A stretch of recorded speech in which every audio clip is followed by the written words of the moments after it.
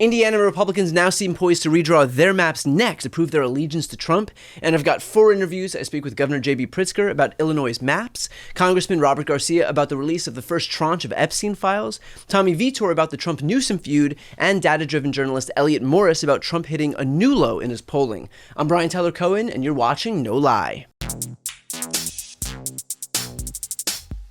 Every single Republican lawmaker in Indiana has now endorsed the idea of a mid-cycle map redraw. This is a state that Trump won by about 17 points in the last election, where Republicans already control 82% of the seats. That's 9 of the 11 seats in the congressional delegation. I have little doubt that the redrawn map would mean that Republicans would control all 11 seats, giving them 100% representation in a state that Trump won with 58% of the vote. And of course, Missouri and Florida are likely not far behind. Remember, it's only August of 2025, so Republicans still have plenty of time to redraw maps in time for ballots to be printed, likely sometime in November, December, or January. I can sit here and rail against the Republicans. I can say that they've given up on democracy, that they've given up on the Constitution, that they know they can't win with their agenda moving forward, and so they have no choice but to cheat instead. I think that we have all come to the realization that we're not going to shame Republicans into doing what's right here. Their superpower, to their credit, is that they can't be shamed. So if our strategy is only to appeal to their sense of shame, then we're wasting our breath. That doesn't mean that we shouldn't expose what they're doing and yell it from the rooftops, but our strategy here to combat it has to go further. In California, obviously, it has. To the California Democrats and Gavin Newsom's great credit, they are backing up their words with action. They recognized a major problem, they threw together a solution in just weeks, and they got it done. Temporarily disbanding the Independent Redistricting Commission in favor of maps that are going to flip 5 seats to the Democrats and shore up 4 more swing seats is going to be on the ballot on November 4th. And look, I'm sure there were a million reasons not to do it.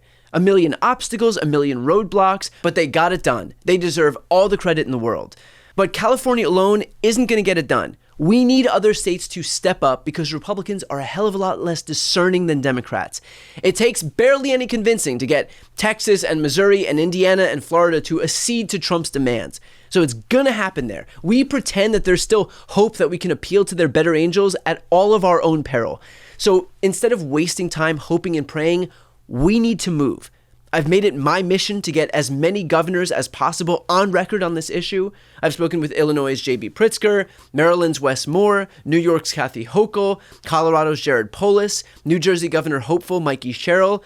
Other than Jared Polis, who isn't interested in disbanding the Independent Redistricting Commission, despite me pushing, and Mikey Sherrill, who isn't yet governor, they're all saying the right things, but we haven't seen action yet. That's not good enough. Here's the deal. We are in an existential moment right now. I try not to be overly dramatic here because I think that maintaining a degree of hope is important, but we're watching democracy fall in real time. If ever there was a time to expend your political capital that you have built up, to stop worrying about being safe and unoffensive and circumspect, this is it.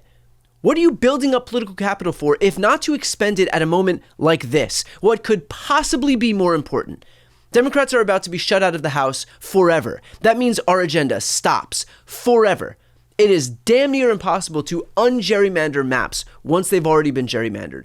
Presumably these governors in these states care about some political issue, right? Healthcare, abortion rights, climate change, unions, jobs, gun violence, civil rights, whatever their animating issues are, it relies on a functioning democracy where Democrats have the ability to be able to win, to act on those issues. If Republicans redraw these maps and there's no response from Democrats, that's it. We're cooked. Now is the time to act. Not just to say the right things, but to do the right things.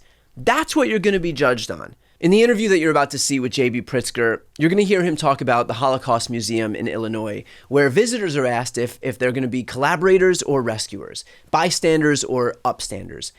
And we often face this question, either explicitly or implicitly, about what we would do if we were ever in a position where atrocities were occurring around us. And we all like to think that we would step up, that we would speak out, be helpers, show some spine, do the right thing. And I'm not equating what's happening in the US right now to the Holocaust, but we are in a crisis. We are watching democracy fall.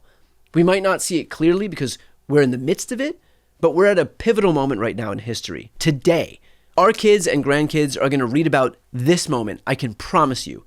We need the people in power to recognize that if ever there was a moment to expend their political capital and use the power they've been entrusted with to offer not an ordinary response to an extraordinary moment, but an extraordinary response to an extraordinary moment, this is it. And as for the rest of us, our job is clear. We need to put pressure on the folks who are in positions of power. They are not immune to pressure.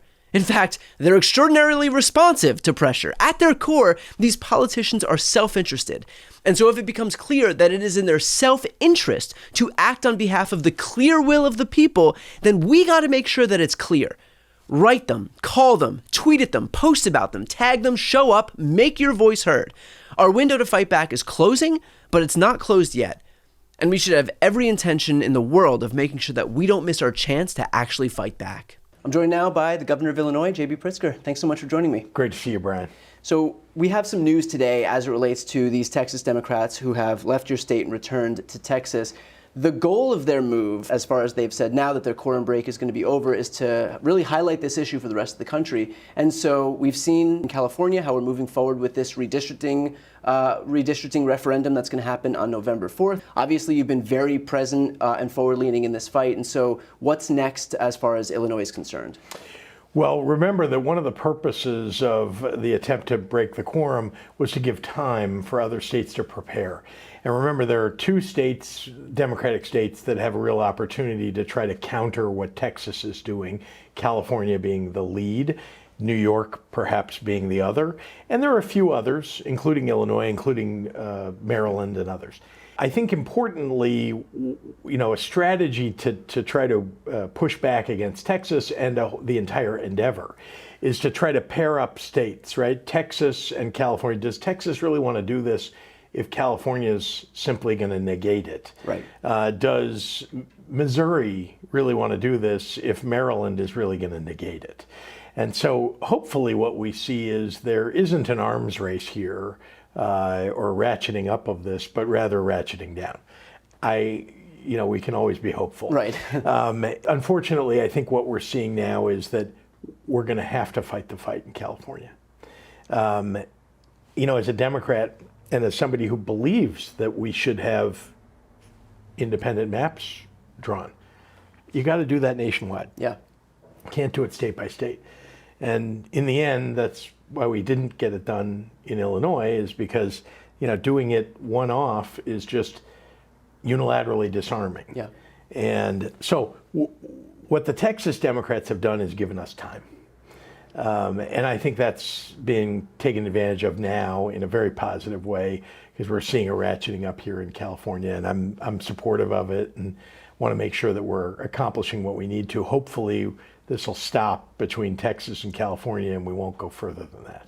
If we do see a ramping up, if we do see that arms race continue, if we do see these Missouri Republicans redraw their maps, and then Indiana Republicans redraw their maps, and then Ron DeSantis's Florida Republicans redraw their maps, how are you going to think about Illinois' position in all of this in terms of being able to push back, knowing that we have limited resources at our disposal? Well, let's step back just for a moment and recognize that they're breaking the law in Texas, literally violating the Voting Rights Act. And the purpose is not just to get Republican votes in Congress, because they know they're going to lose in 2026. And so they're trying to rig the game. Yeah. But they're also taking away votes from people in Texas, black and brown people, and their representatives. And the whole purpose of the Voting Rights Act is to protect those votes. So now we're seeing, as you're saying, there could be a contagion around the country. So the courts could have the possibility of standing in the way. We'll see. We'll see what the Supreme Court does on the Voting Rights Act in particular. And I'm an optimist, but I'm a realist too. So I think where we are is that all the states that have the ability to make a change are going to have to contemplate what that's going to look like, even Illinois. And we've got 14 of our 17 members of Congress are Democrats, 3 Republicans. People think it can't be done in Illinois, that we couldn't get any more Republican seats. That's not accurate. It's just not accurate. Yeah. Having said that, I don't think that we should be doing any of this. And I think we should all be reluctant in the endeavor. Meanwhile, but I mean, look, Democrats have shown that reluctance by virtue of offering up independent redistricting commissions in the states that would otherwise be our Democratic weapons. They've been reluctant to do that, and that's why we have independent redistricting commissions in California, in New York, in Colorado, because we've tried to offer up, these good government solutions in hope that Republicans will reciprocate, and we've found that not only are they not reciprocating, but in fact they're going the opposite direction, and they're continuing to gerrymandered maps even further. And so I guess at this point, it's worth asking, what are the mechanics of being able to do it in the event that we do see, yes, Texas cancel out California, but Missouri, Indiana, Florida, and I'm sure there's a whole list of other Republicans that are waiting to get pets from Donald Trump that are happy to throw their hat in the ring as well. Well, I was not implying to you that we should be unwilling to fight fire with fire, because it's clear. All I was suggesting to you is that as Democrats and as people who believe in good government, we should just take a breath for a moment and see if we can't stop this from happening. Meanwhile, if it's happening, I'm a lead fighter here, and I'm going to do whatever I'm, able to do in order to push back, whether that's supporting California, getting it done in Illinois, or elsewhere. Look, we don't have a lot of choices here. We're going to have to, be in this fight. And the mechanics of getting it done are, of course, in Illinois, we actually have fewer obstacles, arguably, than California or New York, Certainly right? New York, we don't have an independent commission. And we don't have to overcome the problem of an independent commission. We don't, so that can be done. All I'm suggesting to you is that before we take that leap, what we're hoping to see is that perhaps a state like Indiana, a state like Missouri will actually choose not to move forward on what they're attempting. Right. Switching gears, but I mean, not to an entirely different subject, to Trump coming out today, knowing that he's already kind of got his hand in one pot by trying to force these Republican states to redraw their maps mid-cycle. Now he's also debuting this idea that he got from the champion of democracy, Vladimir Putin, that we need to eliminate mail-in voting altogether. Just your general reaction to what we've just heard from him. Well, you know that this is part of a broad swath of endeavors to essentially suppress the vote across the United States among people that would vote against his policies, right? Which is anti-American, it's not patriotic, it's something that I think we all should pay attention to, and everybody should be outraged by. And indeed, I've called for people to, we've got to have mass protests. The saving of democracy is not a small endeavor, and we only have a few chances to make sure that happens. One is speaking up in a very loud voice today to make sure that people understand there will be real consequences if the Republicans carry out these policies. Second is we have to make sure we win in 2026. This is the thing that I am most focused on. We have to win. We have to win. And that means making sure we're electing Democrats across the board in districts across the United States. We have a lot of opportunities to do that. And by the way, the polls show that if we put our shoulder to the wheel and are able to actually effectuate what the polls seem to show, which is we're ahead in the generic ballot by a lot, then we will be able to stop Donald Trump in his tracks. But it's a year plus from now. Right. There's going to be a lot of shenanigans that they're attempting to play between now and then. And at every turn, we're going to have to stand in the way of his progress.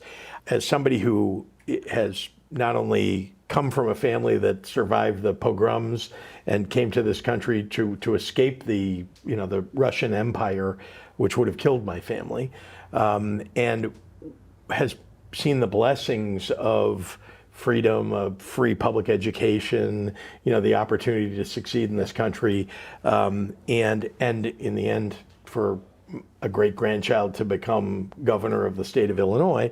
I'm somebody who also has studied and been engaged in the building of a Holocaust museum. And I can tell you that those experiences lead me to believe that if we do not ignite a pushback, a backlash, a rebellion in the streets against what Donald Trump is doing with megaphones and microphones and with the use of our ballots, that we may not have that opportunity some years from now, in fact, in a very short period of time. So that's why I've been engaged in trying to protect the mail-in voting in Illinois. Indeed, we expanded, during my time in office, we've expanded people's ability to legally obtain a ballot, vote by mail, making sure that we're giving people every opportunity. If you sign up for a mail-in ballot, now you can actually perpetually receive a mail-in ballot, acknowledging that you're a voter each time. And that, I think, is something that each state needs to do. And by the way, this is a state-by-state endeavor. Donald Trump doesn't have the ability to issue an executive order. He often blusters these things, and people, reel as if it's going to happen. Executive orders cannot negate the state laws that protect our voting rights in our states. One more thing about Illinois: we don't run our elections on a statewide basis. What I mean is, it's actually our county clerks that run the entire election system. It's probably the safest system in the entire country because you can't hack it. Because it's decentralized. It's decentralized. And indeed, it's monitored more closely at a local level than you can do perhaps at a state level. So we feel pretty good about our ability to protect at least people's ability to vote, and mail-in ballots, which have been increasing over the years. One more thing, remember, Donald Trump attempted essentially to interfere with the election in 2020 when we were in the middle of a pandemic.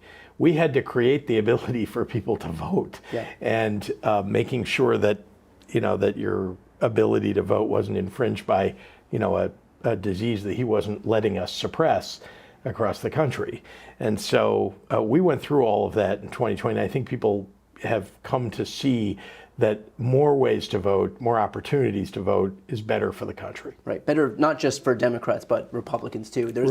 Trump himself is a vote by mail voter. I think you're spot on in terms of acknowledging all of the issues that we're contending with pointing out, we've spoken numerous times now about the similarities between what's happening in the United States now and what happened, with the fall of Germany in the 30s. And all of the elected officials in this country that are in the Democratic Party have access to the same information that you do, same information that I do, and yet there are so few people who are actually willing to call out this moment for what it is. Why do you think that is? Why are they refusing to recognize the urgency of this moment and the precarious state of our democracy? And what would your message be then in light of the fact that things are descending so quickly? It's taken Democrats too long, elected Democrats, too long to recognize the challenge of the moment. I think there are a lot of people who, when Donald Trump got elected, thought, well, we survived his first term. If we just keep our heads down, maybe try to work together with some of our Republican colleagues, that's what they were thinking in Washington anyway. I never thought that. Several things I'd point out. One is, from day one of Donald Trump coming down that escalator, I have been pushing back and fighting back against Donald Trump. And when I got elected in 2018, like a lot of other Democrats that were elected in 2018, it was in part because people were just fed up already with, 2 years of Donald Trump was enough for people to say, we've got to stop this. And again, every speech that I gave when I ran in 2018 began with, everything we care about is under siege by a racist, misogynist, homophobic, xenophobic president in Washington, D.C. And I mention that because here we are, it's heading into 2026, and much of the reaction to Donald Trump has been, well, we survived, the 4 years last time, maybe we can get through it. And yet, we're 7 months, going on 8 months of his being in office, and it sure doesn't look like the tenets of our country, the values of our country, are going to survive if we don't all speak up and speak out. So I've been disappointed, I'll admit, in how slowly Democrats have risen up. But at the same time, I've seen more and more Democrats speaking out. It's taken people too long. Sometimes they've, tried to hide their heads, keep it low, and then they realize things in their states, things across the country are being eaten away at, right? Their rights, in particular, their freedoms are being taken away. And this idea that, you can put up with it continually, Yeah. I think has finally gotten some to speak out in a way that they haven't before. Last thing I point out is that the public has never had to do anything like what we're describing, at least not in most people's lifetimes. It hasn't been since the 1960s that people have seen that things around them are crumbling and that they've got to do something. And so most people are just trying to get to work every day, take care of their families, pay their mortgage or their rent, and survive. And that was before Donald Trump. Yeah. Now you've got on top of that, every day Donald Trump is attacking really what most working people are all about. Prices are going up, your rights are being taken away. They're attacking the most vulnerable people. Sometimes it's your own grandmother because she's had her Medicaid taken away and can't stay in a nursing home, or your neighbor who's a veteran, or, in my case, my father, my grandfather, my brother-in-law, all, veterans. The rights of people are being taken away in a way that I don't think people have seen in their lifetime. So now, finally, I think people are beginning to catch on that if they don't speak up and show up and vote, it may all be taken away from them. And you must have an opinion, though, about, why is it, I didn't ask you because it's your show, but why do you think that there have been leaders that haven't spoken up?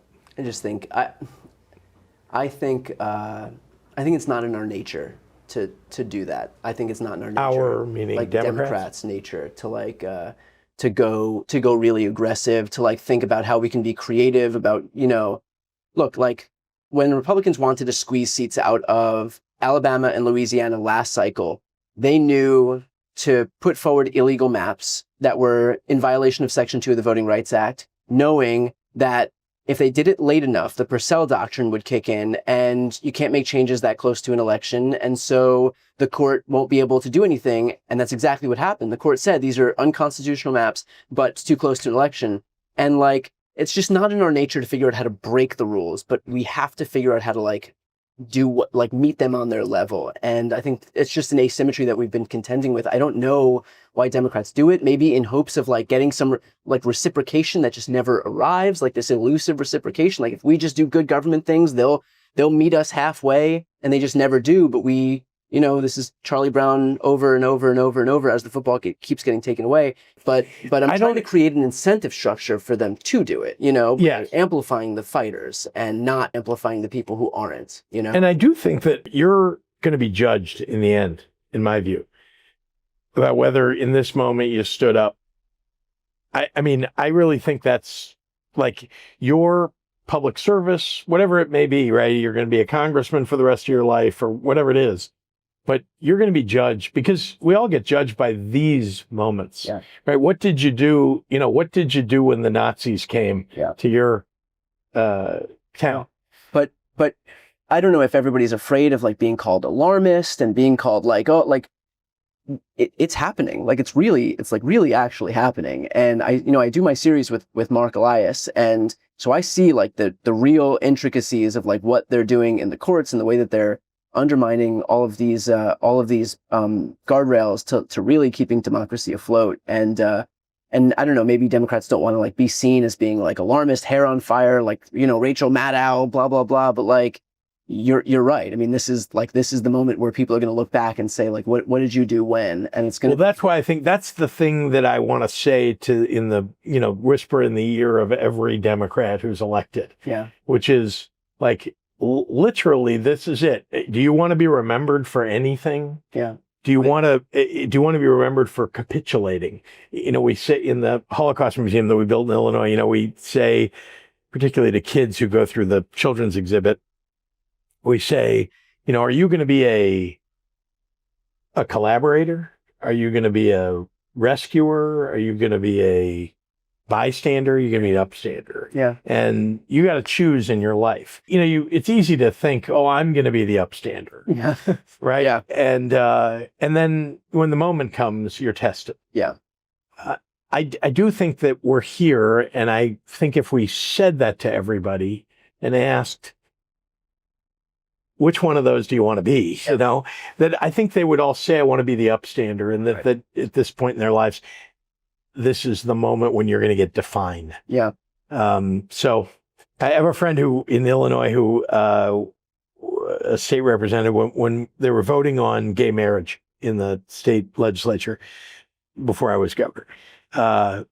I talked to him. He was a Democrat, got elected in a Republican district. Yeah. So he's a moderate Democrat, let's say. And he said, I don't think I can vote for it because I'll get voted out of office. And I said, here's the thing. Did you go into being a state representative because you wanted to have a title for a while? Or did you go in to actually do something important? Yeah. And this will be the important thing that you did.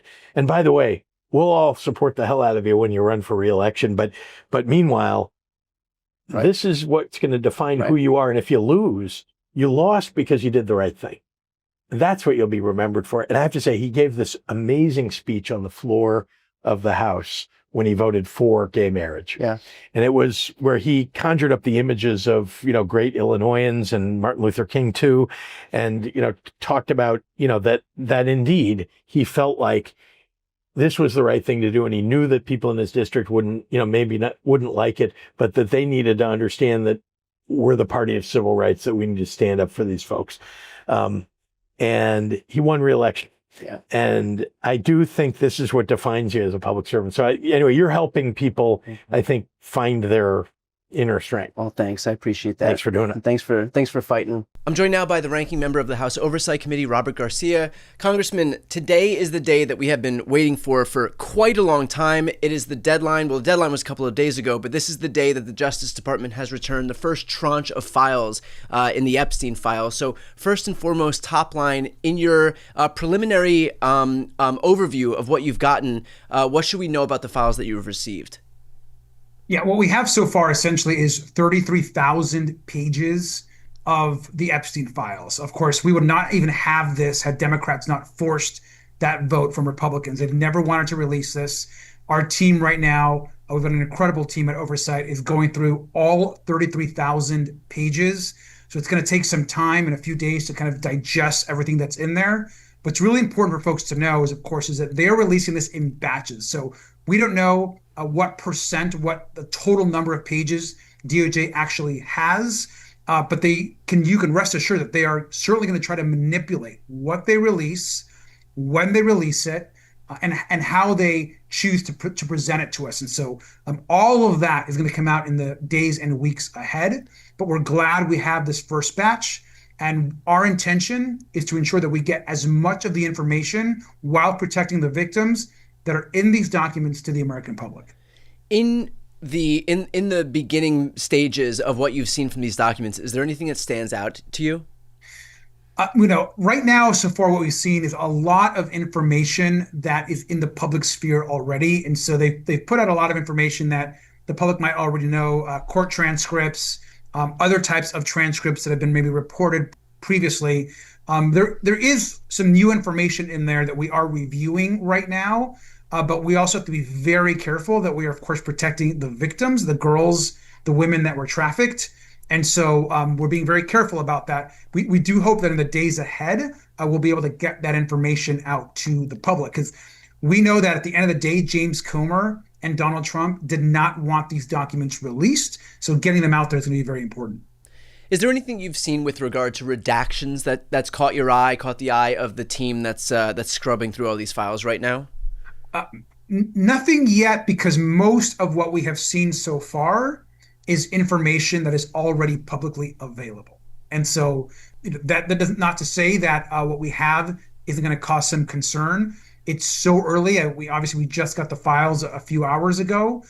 We are definitely going to need a few days to go through it. And one thing that we're going to do is we're doing a quick review, and then we're going to go back to page 1 of those 33,000 pages and comb through this entire first batch. So there is an enormous amount of work ahead for the committee and for the team.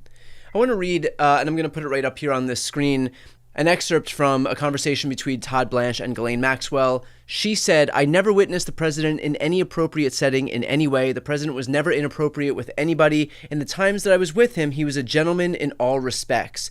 So first and foremost, your reaction to what very much seems like exactly what we thought was going to play out, which is, Donald Trump goes over to Ghislaine Maxwell, sends Todd Blanche over to Ghislaine Maxwell. Ghislaine Maxwell gives some statement that very clearly absolves Donald Trump of any and all wrongdoing. She is duly moved from a high security prison in Florida to a low security prison out in Texas.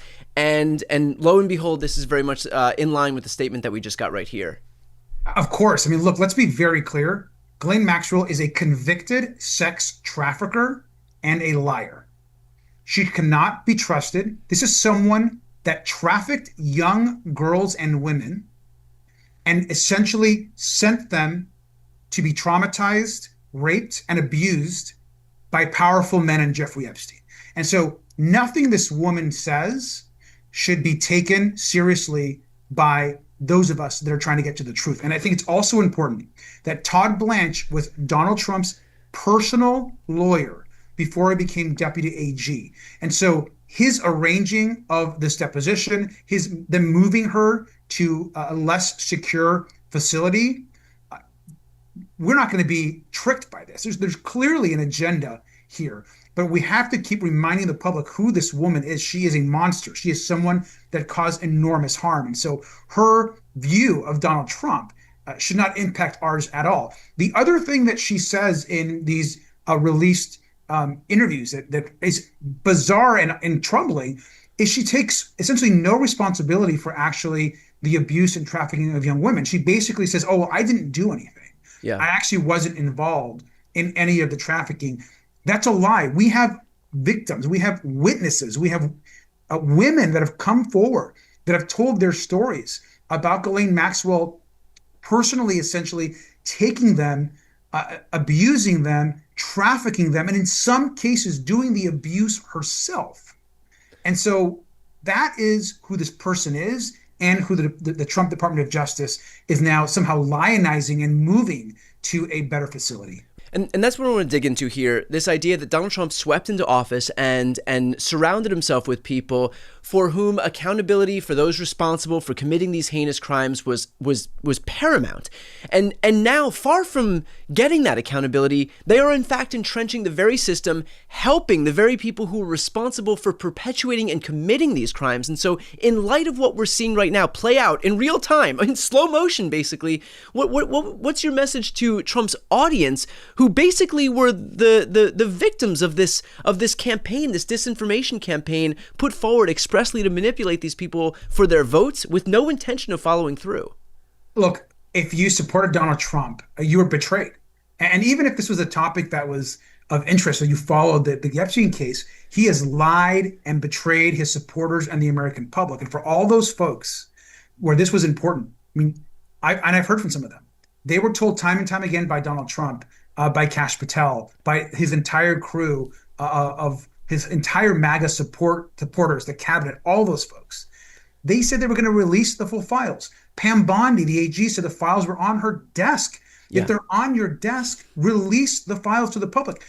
Why are we getting it in batches? Donald Trump and Pam Bondi have the power right now to get the public the full unredacted files. They can send it to the committee. We can get it to the public. We can get justice for these victims. This is a White House cover-up. The Donald Trump cover-up of the Epstein files is ongoing, and everyone should be focused on getting the truth. Yeah, that was perfectly put. Can I have your reaction to the fact that it looks like the White House or the DOJ is layering on top of Dan Bongino another deputy FBI director, which is, by the way, not customary that there would be two deputy FBI directors.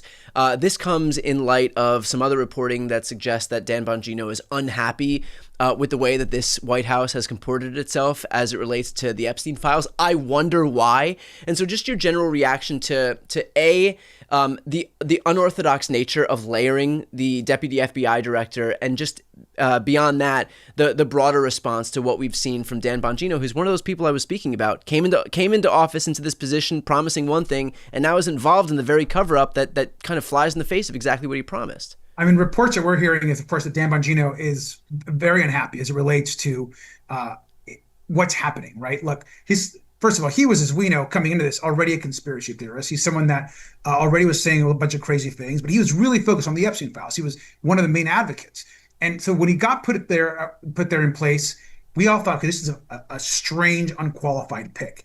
And since he's been there, he's clearly been seeing some things that he doesn't even like. So if Dan Bongino is having a problem with something, where we know his record and the way he thinks, there are some real serious issues, lies, cover-ups happening at the FBI and at the White House over the Epstein files. So we've got to get to the truth. Republicans should join us. We want to get folks like Alex Acosta to actually be deposed in front of Congress. This is someone that knows more about the Epstein files and about Jeffrey Epstein than maybe any other living person on the planet. Yeah. Alex Acosta, we need to hear from him. And so we're going to continue to push, a lot of files to go through, and clearly there'll be a lot more on its way. Let's finish off with this. As we look forward toward 2026, obviously a lot can happen between now and then, but what would you in the House Oversight Committee, if you're chairman of that committee, what would you be able to do if Democrats had a majority as it relates to the Epstein investigation that you're not able to do right now? I know you had just mentioned Alexander Acosta. Just give us a broader sense of what it means for those people who do want justice for the victims of Epstein's crime, what it would mean if Democrats are able to take control of the House. It means Pam Bondi in front of Congress. It means getting every document that we want out of the FBI. It means being able to actually probe any part of this case, of the crimes that we want, from not just the government, but from those foundations, others that may have information. So if we're going to solve this entire case and actually bring true justice, we're going to need to ensure that we have the tools to do so. And so right now we're doing everything we can. We're limited with the Republican majority. My hope is that whatever that we get, we can get the information out, but we're not going to know the scope of this cover-up until we get this full batches of files, see how complete or incomplete it is. And most importantly, if the client list is not in these files, if there are redactions of certain names, that is going to cause huge alarm. And then we know that for sure they're hiding something. Well, look, you deserve credit for on two fronts here. One is that you've stayed on top of the Epstein list scandal that Republicans have completely seeded, not just seeded, but in fact helped Donald Trump with the cover-up. You've got Mike Johnson sending everybody home so that they can't get this Epstein list released. So thank you for staying on top of this. And also on just like a kind of a different, and also just kind of on a different battleground here, folks who are watching right now should know that you took on a lot of red area in the redistricting fight that's happening right now. And you deserve a lot of credit because you're going to be running in a district that's much more difficult than the district that you won in 2024 as we head toward 2026. You've sacrificed a lot in terms of making this broader map better for the left. And so you deserve a lot of credit there because, look, it's, everybody in politics is generally self-interested. And so you've taken on a lot of area that's going to be pretty hostile to Democrats and the left more broadly. So just want to take this opportunity to thank you for making some sacrifices, in a job where folks aren't usually very willing to make those sacrifices. So, we appreciate that. We have to win. So I'm happy to help. And I think actually I took on, more Republican voters than any other congressional district change in these new maps. Yeah. And I did it because we can win this district. I feel confident in it. And we all got to do our part to win the majority back. So, well, perfectly put. We appreciate the sacrifice, and it doesn't go unnoticed. Congressman, appreciate your time. Thank you. I'm joined now by the co-host of Pod Save America and Pod Save the World, Tommy Vietor. Tommy, thanks for joining me. Brian, great to see you. So the talk of the town right now is Gavin Newsom and his press account that are just kind of driving Fox News, Trump, Republicans up the wall. And so I'm curious, first and foremost, as we think about this, as we think about the effectiveness of this, beyond just, is it funny? Is it getting retweets and likes and whatnot? If what you think about in terms of how really moving this kind of stuff is. Yeah, well, win number one, we're talking about it, right? Right. In the attention economy, that counts for a lot. Yeah, there have been stories in Politico. There was a big segment on CNN. I mean, people are noticing what Gavin Newsom is doing, and it is getting him a lot of attention. And I think it's happening at a time where Democrats are desperate for the Democratic Party to fight. Yeah. They want a fighter. They want someone to push back on what Trump is doing. They're seeing him deploy troops to the streets of Los Angeles, where we live, in Washington, D.C., and they're like, who is pushing back? And they see Gavin Newsom, this account at least, like fucking with Trump all day, every day, and they like it. Yeah. And what do you think that this does in terms of an incentive structure for other Democrats to kind of meet the moment with the same urgency as Newsom is? Yeah, I think it's going to draw people into more fights, or at least like speaking out on more issues publicly, doing more interviews, and just being more engaged. Because Gavin Newsom feels like omnipresent the last couple of months. Yeah. You know, it was like basically from the fires, which was 8 months ago, until now, he's been pushing back against Trump. He's pushing this big redistricting pledge to try to save us from what Texas is doing and Trump's efforts to basically rig the map so we can't win the midterm election. So I think like there's probably a lot of Democrats who are thinking about running for president in 2028 who are wondering, how do we catch up to this guy right now? Do you think that there is enough of an incentive structure that he's building? I mean, I know that we have some footage here from the polling as it relates to Newsom's new press strategy. I think we can roll that clip. Yeah, I think it absolutely has been working in terms of generating attention, which is what he's trying to do, right? I mean, take a look here. Let's take a look right at the @GovPress office followers on X. That's, of course, where you get those sort of the account where Newsom posts those Trump-style mocking types of tweets. Get this. That account, get this, up 450% in terms of the number of followers since mid-June. And it's not just on Twitter, X, where Newsom is gaining. Even on TikTok and Instagram, his followers are up over 1 million since January alone. My goodness gracious. And more than that, Laura, more than that, what about Google? What about those Google searches for him? Get this, daily Google searches for Gavin Newsom up like a rocket. What are we talking about? Since June 1, up 1,300%. Compared to August 1st, look at that, up 500%. So is there a world in which other Democrats who are seeking higher office, who are running for Senate, running for the House, running for president, don't see that and say, hey, maybe there's something to this strategy of not being safe, not being offensive, not being poll tested, not being focus grouped, and just go out there, do the thing as aggressively as possible, and we'll see, we'll see exactly what we want to come out of it. I mean, look, I think the risk is they see what Gavin Newsom is doing and they do like an imitation of it, which that won't work. Like Gavin has carved out this lane. This is kind of going to be his thing now. Right. We don't need everybody doing the all caps tweets. No, imagine if like Mayor Pete's out there. Yeah, an army of just like Trump imitators out there, just Trump mockers, the whole Democratic Party of trolls all of a sudden. Yeah. No, I think what they're going to see is that Democrats want a fighter, and Gavin Newsom is giving them that fighter, and I think that's very important. But also, like, look, the prediction markets, I'm not sure what to make of them in politics, but the prediction markets on who will get the Democratic nomination for Gavin Newsom, he went from 11% in June to 24% now. So that means these odds makers think his odds of being the Democratic nominee for president have doubled. Yeah. And granted, I mean, again, you take that all with a grain of salt because, Huge grain of salt. You know, what happens now might not be anything similar to what happens a week from now or a month from now. I certainly didn't sit there in January of 2020 thinking that the world would look the way it did in March of 2020. So all of those caveats notwithstanding. Even though you were in Wuhan. I was. At that you know what? I love farmers markets, and I especially love pangolins. And you know about how obsessed I am with pangolins. I know. Wrong place at the wrong time. Yeah, pangolin. But you know, I think what he's doing is smart for two reasons. It's not just the trolling, right? I mean, that is entertaining unto itself, and I do enjoy it unto itself, like in a vacuum. But I think it's smart because it's driving people to his pages. It's driving Google searches up for him, but he's wielding it in a way that's responsible because, look, we're facing an existential threat at the hands of Trump and this Republican Party. They are right now trying to redraw these maps mid-cycle to scientifically engineer Democrats out of office to make sure that we don't have the opportunity to ever win again. So yes, it's existential for Democrats. Yes, it's existential for democracy.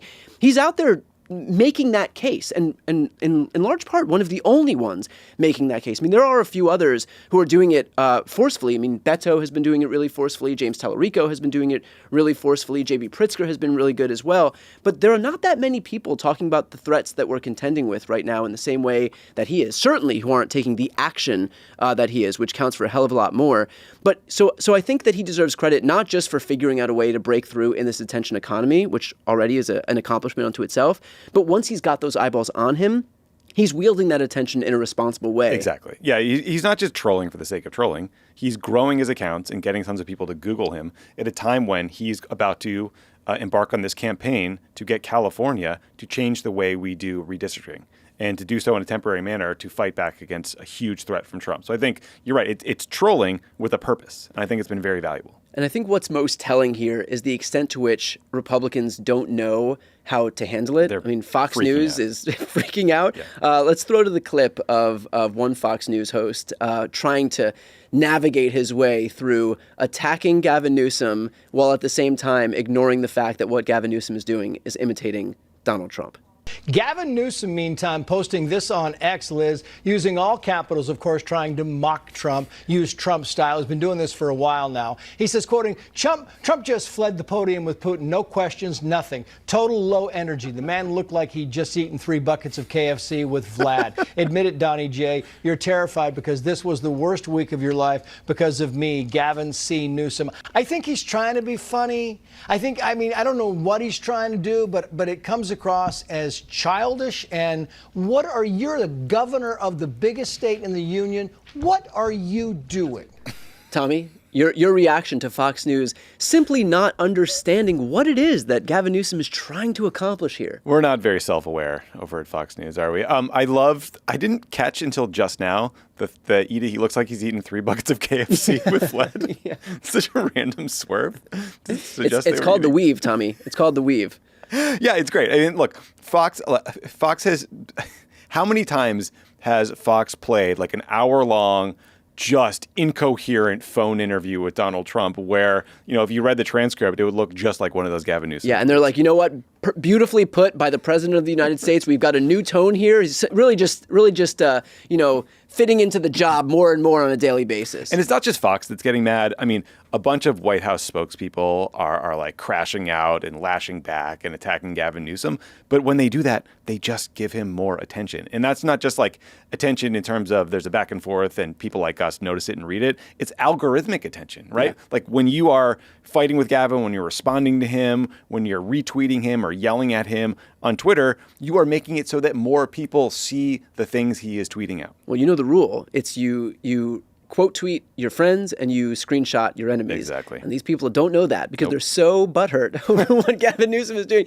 Let's. I'm gonna put an image right here on the screen of one of these latest instances of trolling. We've got Tucker Carlson, Hulk Hogan, and Kid Rock all kind of praying at the altar of Gavin Newsom. I would love to know. I would like to have been in. And the best part is the so nice. So nice. He makes an AI image of himself and then thanks everybody for it. So nice.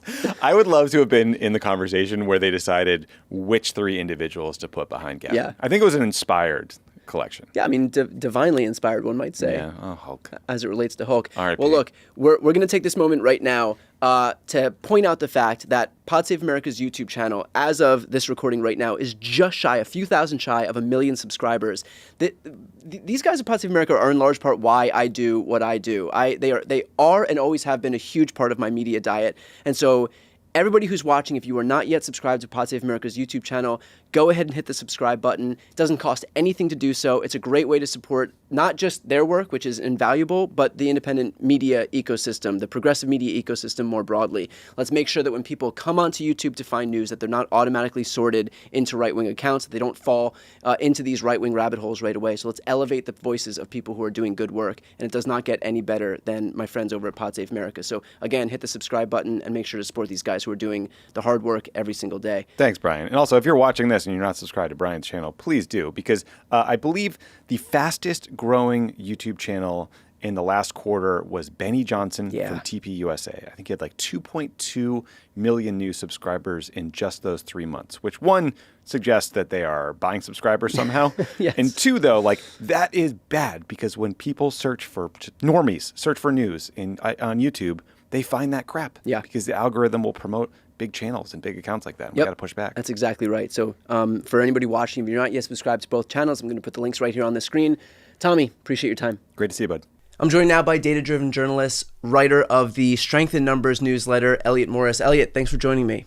Hey, thanks, Brian. So we have some major news here with regard to Donald Trump's approval rating. Can you speak about the new update we've just gotten? Sure. Well, so last week the big survey came out as the new Pew Research Center survey. Now, the Pew Research Centers, they're a non-profit public polling firm based out of Washington, D.C. Their job is to come to the best possible measurements of public opinion in America on timely topics. So it's a neutral source. That's the big takeaway here on how Pew works. Their new survey last week, they find Donald Trump slipping to a 38% approval rating overall. That's among all American adults, so it includes voters and non-voters. That's down from 47% at the beginning of Donald Trump's term. So it's an all-time low for them. And then in our average of polls, so Pew and other polls, you don't have to take Pew at their word, Trump is also at an all-time low for his second term.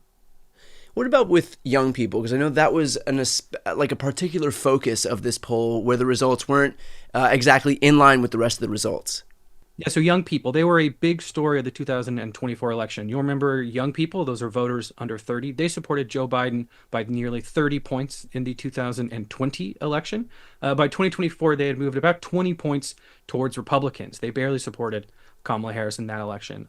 So this is a group that you want to look at because they're important, they're big, and they're moving to the right.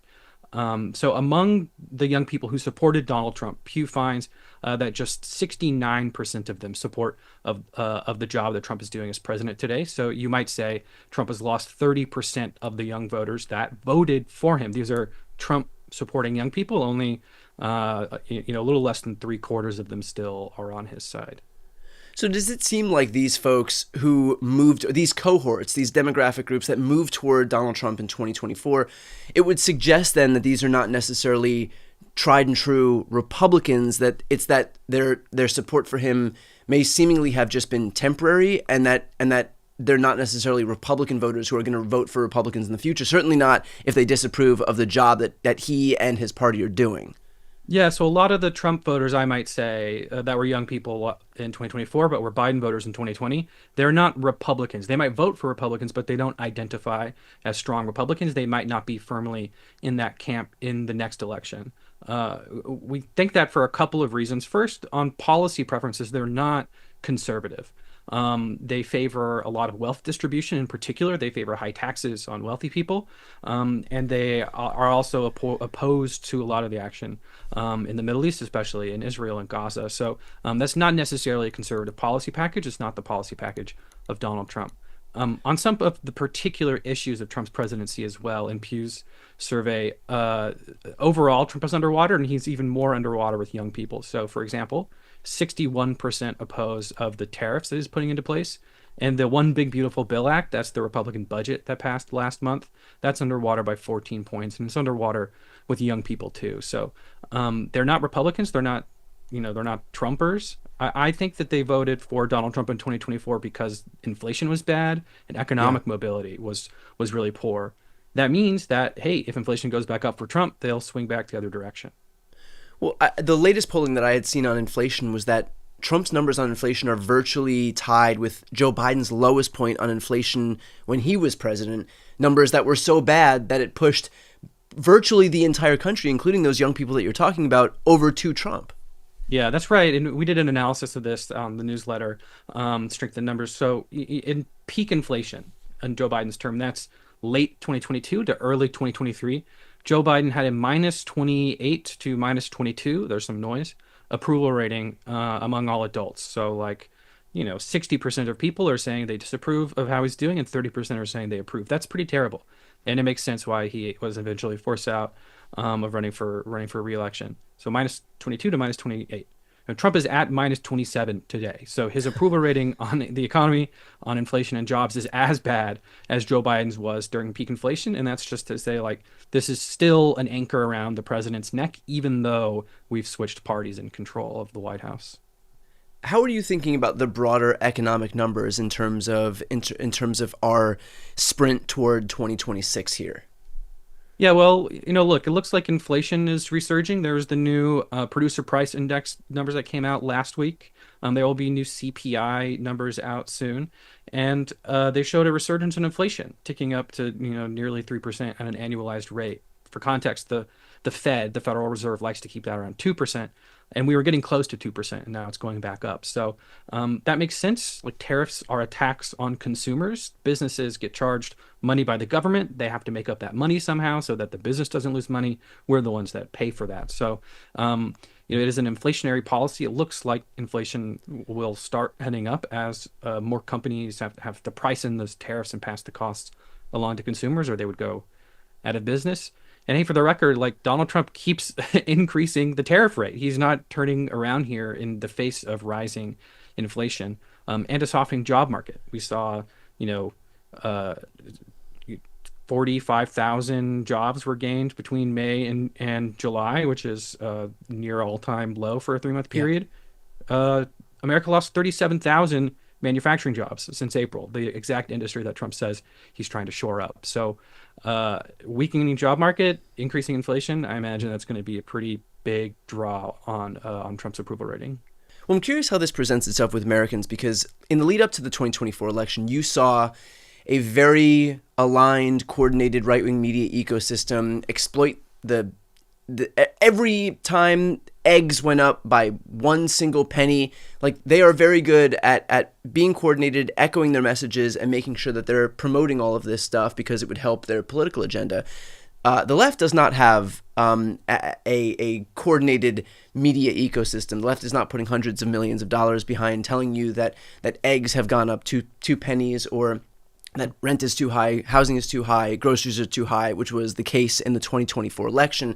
And so they were getting hit over the head with a lot of this political advertising in the lead up to the 2024 election. And we're not seeing the same thing, partially because we don't have, that kind of an ecosystem, and partially because there's so much other shit going on. We've got troops deployed, we've got the Epstein stuff, we've got the maps being gerrymandered. And so there's so much to talk about that costs going up, and this 3.3% inflation rate kind of feels like the 5th biggest or 8th biggest or 10th biggest story in America right now.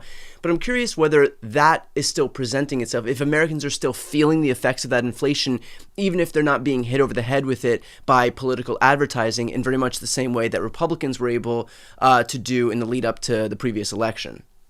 Yeah, so the political scientist in me, I guess, wants to say that, like, voters feel the prices regardless of the signals that they get from the media ecosystem. But yeah, and I think your analysis of the media ecosystem is spot on. As you raise, like, there is an asymmetric environment in terms of passing along information about inflation to lots of voters. And there's lots of voters who aren't particularly cost pressured, right? Like, they have more than enough money to pay an extra 20 cents per eggs, but they really, really hate inflation because they get that signal from their partisan news networks. So I think that does play a role here. And I imagine that Joe Biden and Kamala Harris would have fared a little better if they didn't have that partisan news ecosystem that's asymmetric and stacked against them. But look, like, 10% inflation rate is still going to doom the incumbent party. So right. I wouldn't have imagined necessarily the outcome to change. Today, what that means, right? What that means is that it's going to take a little bit longer for there to be a backlash against Trump than there was against Biden, even if you have the same inflation rate. Maybe that's how it should be, and Joe Biden was unfairly punished and Trump's getting a fair shake. I don't think so. I think it's more like there's a whole media ecosystem that's covering for the president of the United States because they have an interest in him staying in power. So, look, we'll see. Like, I don't think we're going to get a 10% inflation rate. It might be more like 5%, but people already hate inflation. So even if it goes up to 5%, there could be some pretty severe electoral consequences for that. This might be getting a little wonky, but I presume that the reason that the Fed is not lowering the interest rates is because we already have hot inflation, and so lowering the interest rates would make that even higher, would send that even higher. Do you presume that that's what we would see if and when when either the Fed under Jerome Powell or Trump's replacement, if we get to that point, decides to lower the interest rates, that we'll see inflation rates surge even higher? And wouldn't that be, if that is what happens, wouldn't that be completely antithetical to what the incumbent party would want, given what we just saw happen in November of 2024? Yeah, this is the tricky part about being Jerome Powell. This is the hard thing about being the Fed, is you have a dual mandate. You want to keep inflation down, but you also want to keep the job market healthy. So if we get to the point where interest rates are making it hard for companies to hire, they need to take on debt to hire new people in a lot of cases, or there's just not enough money moving around in the economy, so these companies are having a hard time paying new employees, then they got to decrease the interest rate to get that money moving again. And that means inflation might go up a little bit. And they're constantly making that recalculation. It looks like there will be interest rate cuts later this year. They just haven't happened yet. The market is definitely pricing in, I think, like 50 basis points, 0.5% of an interest rate cut this year. So I do expect we'll see it. It's not going to be enough for Donald Trump. He's still going to want that interest rate to be 2% instead of 4.5% or 5%. But I guess that's a job for Jerome Powell, not for me. If you're a Democratic operative looking at the polling right now, what numbers spark your interest, and what do you look to exploit as we head toward this next election cycle? Because I know that there's a marked difference between, okay, let's talk about something because it's in the news and it's a juicy story, but it may not move people at all, versus, this may not get a lot of attention, maybe the economic stuff, but clearly we've just gone through an entire election where the economic numbers and inflation have a massive impact, even if they're the fifth or sixth or seventh biggest story in the country. Yeah, the biggest story to voters is still jobs and inflation. That's the thing that Democrats want to exploit. It's a very easy narrative. The president has been out there saying he's going to pass all these new tariffs. It's going to increase prices, but he said that this will be short-term pain necessary for America's national security. He said the phrase short-term pain to people. Yeah. I think that's very exploitable by the Democrats. Just say it's not producing the desired goal, which is right to onshore manufacturing here in the United States. We're losing manufacturing jobs and prices are going up. This is a pretty obvious L in terms of policy for the president. Yeah. So I would probably be exploiting that, especially, again, because it's the number one issue to voters. The other thing is we're seeing a resurgence in civil rights and civil liberties as they're important to people in America. That makes sense, I think, given everything that's happening with you mentioned troops being deployed to cities. That's one aspect of it. I think the immigration enforcement, especially deportations, has gone too far for the average American, so they see that as a civil rights infraction too. And there's some ground for Democrats to persuade on that issue, but I would expect the bulk of their messaging is going to be on inflation and jobs. And the flip side of that question, if you're a Republican operative and you're looking at the numbers right now, what gives you some hope? What are Trump and Republicans going to be leaning on based on the polling moving forward? So the strongest issue for Republicans is still immigration. They're underwater, but that is their strongest issue. You want to fight on your strongest issue. So, if you ask people, do you approve of how the president is handling deportations or immigration in general? About 45% say yes, 52% say no, they don't approve. If you ask them, for example, do you support how the president's handling border security or tackling crime? Then people start to be more forgiving of the incumbent party. They'll say they approve at slightly higher rates than they say they disapprove. So I imagine we'll get a lot of focus on border security. I live in Washington, D.C., so I see the Border Patrol agents walking around here filming TikToks. Weird. I imagine we're going to see a heck of a lot more of that as the election kicks up, too. It's just weird that national law enforcement is doing social media videos. This is strange. Yeah. Well, this is the dystopian hellscape that we enjoy now. Elliot, as always, thank you so much for your time. Highly recommend for anybody who's watching right now, if you are interested in this kind of data analysis, please subscribe to Strength in Numbers. I'm going to put the link right here on the screen and also in the post description of this video. It is a great resource that I use every single week, and it's a great way to support independent media as well. So again, links on the screen and also in the post description. Elliot, thanks for your time. Thanks for having me here, Brian.